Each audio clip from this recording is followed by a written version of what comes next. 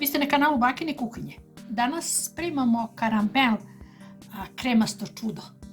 Kako to baka sprema? Posjetite Bakin kanal, pogledajte ovaj video, družite se sa nama i naučite još jedan fantastičan recept. Dobar dan!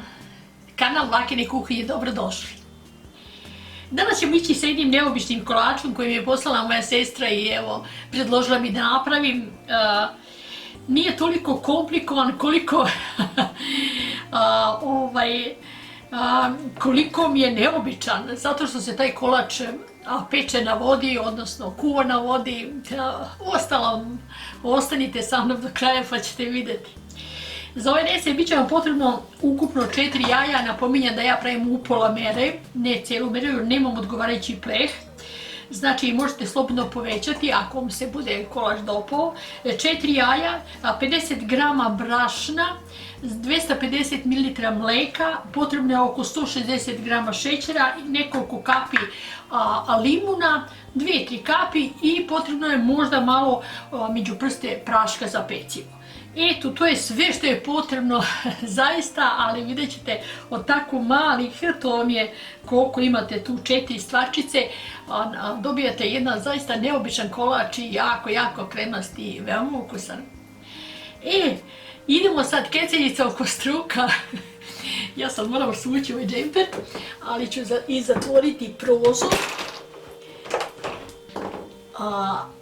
Zatvorit ću prozor, malo smo se izluftirali i idemo napraviti. Znači keceljice stavite pa me pratite korak po korak kako vam se kolač bude dopao, a vi probajte napraviti. Nije teško, sigurna sam, ali kažem, neizvjesnost je kako će sve to ispasti. Idemo u još jednu avanturu. Na tihoj vatri, nemojte na mnogo jako.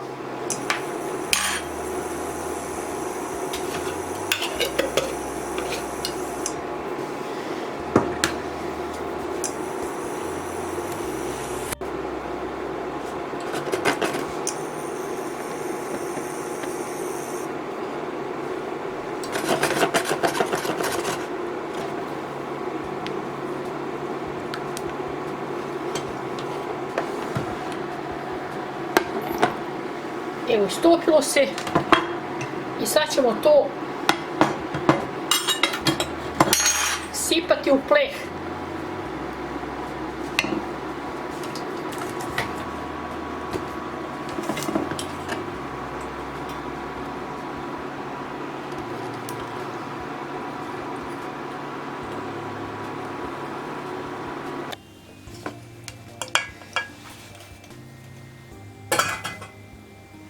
To ćemo sad ostaviti, znači razlili smo ga.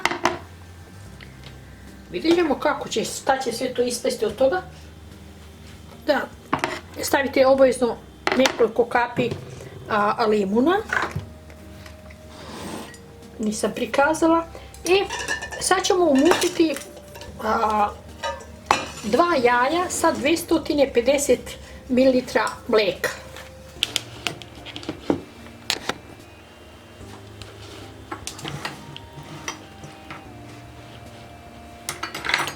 Evo, umutili smo jaja i sad ćemo u to dodati mlijeko, pa ćemo još malo to da izjednačimo.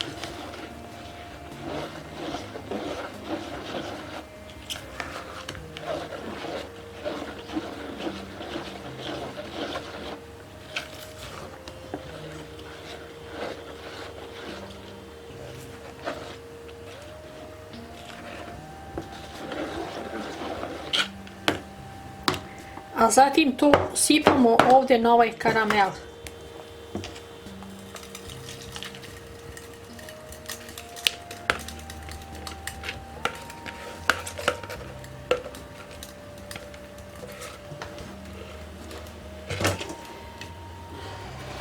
Sad mutimo druga 2 komada jaja u koje ćemo dodati 60 grama brašna. To ćemo podignuti gore. Odvojimo žumanca od belanaca i mutimo prvo belanca sa šećerom.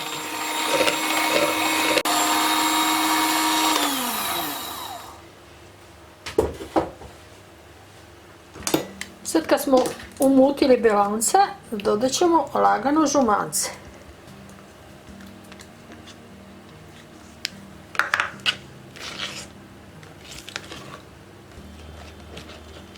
Nož.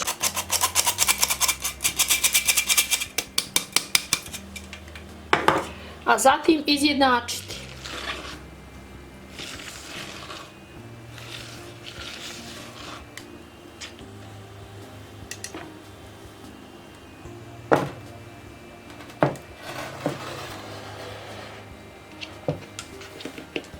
Sad kad smo ovo izjednačili, sad polako ubacujemo u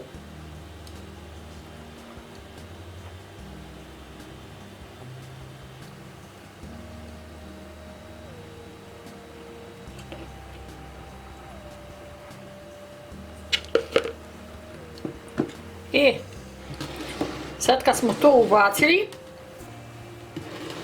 pazite sad šta se dešava. Ovaj pleh stakleni stavljam u malo veći. Sad, zato sam ja rekla da pravim upola mere, da sam imala veću od ovoga, ja bih pravila to znači inako. I sipamo vodu, toplu, vruću.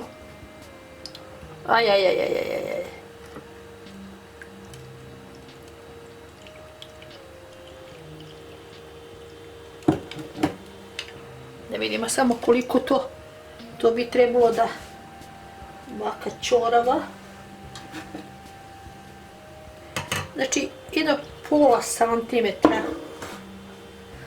u plehu. Možda sam malo više sipala.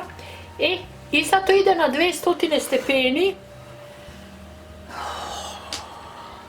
200 stepeni, u receptu kaže 180-30 minuta, mislim da je to neizvodljivo, da to može tako, ali ja ću to staviti na 200 stepeni na 30 minuta, pa ćemo da vidimo. Ako počne nešto gori, ili počne nešto, eto, Bože pomozi. Bože pomozi, idemo sad da vidimo kako će ovo sve ispasti. Sestro moja, drži mi fige.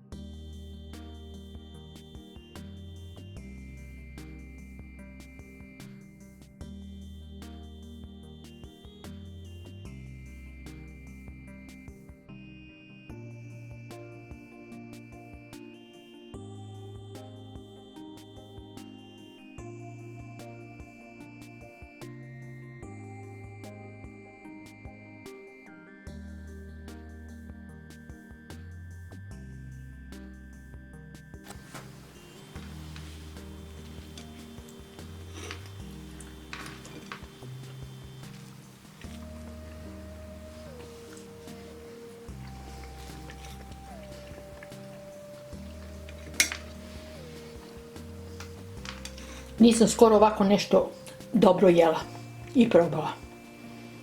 Ovo je fantazija. Prelepo.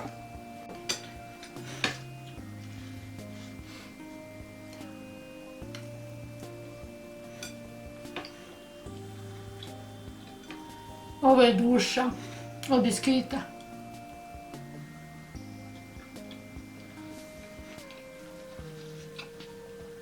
Kako je mekano, kako je sočano.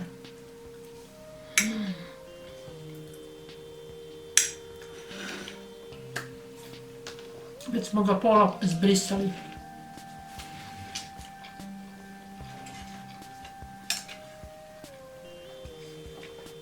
Pogledajte što je lijepo.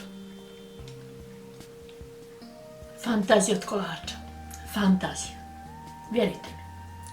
Zaista je sjajan.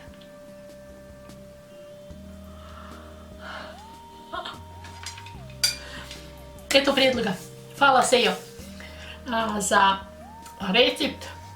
Bila sam skeptična, mogu ti reći, kako ću da ga izvodim, međutim, onaj karamel on otpusti fino i ne zalepi se dole, tako da nije uopšte bilo problema, okolo se samo opšije. Znači, eto, ja sam sad pravila u ovom staklenom, a vi sad možete praviti to i u okruglom. I na blogu ću vam napisati tačne mere za cjelokupnu, ja sam upola mere pravila, znači za cijelu meru koliko čega ide, pa napravite veću meru, ja sam opravila malu meru, samo da probam, nisam se usudila da vidim kako će ispasti, sad ću baka njega da trukuje. To je to za danas, uspjelo je, bravo, s Božjom pomoću normalno. Napravite i vi i sladite se, verujte mi. Ako niste sigurni kako vam je pečeno, imate ono za roštilj, pa nabodite i probate. Sad, evo sad mali savjeti u vezi ovog kolača. Ja sam ga pekla 50 minuta, znači 50 minuta, ne 30, nema teoretske šanse. Znači 50 minuta s tim što je on počeo sa strane da hvata, pa sam ga pokrila, ali sam u sredinu od folije isekla, tako da se ona sredina mogla lepo peći, a ona sa strane sam zaštitila. Još jedna fora koju sam ja uradila na svoju ruku normalno, 10 minuta pred kraj sam ga izvadila i skinula iz vode i stavila direktno na žicu, s tim što sam žicu spustila dole skroz, znači skroz dole skroz dole sam spustila, tako da nije imalo šanse da izgori toliko, znači da se još samo fino jedno 10 minuta još malo fino sredina zapekla, tako da je baš pečen fantastičan, odličan je ispao. Eto, to je to. Baš se radujem tako kad nešto uspe i kad je nešto lepo. Ovo gore baš se vidi odvojeno, taj deo gde su mleko i jaja, to je kremasto, fino, a ovo dole je ona jaja i mislim stvarno mi se dopada i mislim da je zaista uspelo. Eto, probajte i vi pa mi se pohvalite kako mi je ispalo. Znači samo probajte čačkalicom, ako vidite da vam nije pečen ili da je živ, da čačkalica vlažna, nemojte ga vaditi, da vam sredina ostane živa. To je to, ljubim vas baka vaša, odavde do neba, do zvezda i do našega dragoga Boga. Neka nam Bog da zdravlja. Da, neka nam da samo zdravlja. Biće svega, verujte mi. Sve će se postići u životu samo kad smo zdravi. Napišite neki komentar, nemojte samo ovo sad pogledati. Družite se ako želite, prijavite se na kanal. Ništa ne košta, eto nisam vas odavno zvala da se prijavite kako želite, kako smo napunili ti 200.000 članova, ja slabo vas zovem da se prijavljujete, nadam se da sam vam već dosadila, pa tako da malo ćemo to obustaviti, a vi ako želite prijavljujte se, to je besplatno, ne košta ništa i družite se sa nama. Hvala što ste odvojili danas vreme da me pogledate, hvala vam na poverenju, čujemo se sutra ujutru ponovo u 7 sati. Duše bakine, Zmoka jedna velika za sve vas.